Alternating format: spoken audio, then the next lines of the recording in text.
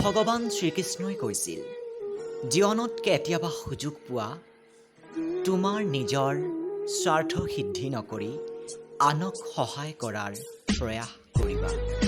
বহুতেই তোমাক দেখুৱাব এই পৃথিৱীখন কিমান সুন্দৰ, খুব কম সংখ্যকে তোমাক দেখুৱাব এই পৃথিৱীত তুমি কিমান সুন্দৰ। আমাৰ জীৱনটো এটা জ্বলি থকা লাইটৰ দৰে, কেতিয়াবা ফিউজ যায়, কোনেও ক'ব নোৱাৰে। মনত ৰাখিব, এই পৃথিৱীখনত কেৱল ডক্তৰ আৰু ইঞ্জিনিয়াৰেই সুখী মানুহ নহয়। জীৱনত সফলতা অৰ্জন কৰিবলৈ 90% মাৰ্কৰ প্ৰয়োজন নাই। একাগ্ৰতা, নিষ্ঠা, সততাৰে যিকোনো কাম কৰক, সফলতা লাভ কৰিবই। জীৱনত কাৰোবাক পোৱাটো ডাঙৰ কথা নহয়। আপুনি যাক পাইছে, জীৱনৰ শেষ মুহূৰ্ত পৰ্যন্ত তেওঁক কাষত পোৱাটোহে ডাঙৰ কথা। জীৱনৰ কিছুমান বিচাৰি ফুৰা প্ৰশ্নৰ উত্তৰ একমাত্ৰ হাততেই থাকে।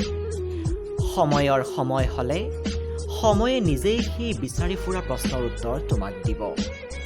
নিজে ভালে থাকিলে আনকো ভালে ৰখাৰ সম্ভৱ। সেয়ে নিজক ভালে ৰখাটো অত্যন্ত জৰুৰী। দেউতাৰ চকুত সকলো সন্তান ৰাজপুত হ'লেও সকলো ৰাজপুত্ৰই দেউতাক সঠিক সন্মান দিব নোৱাৰে।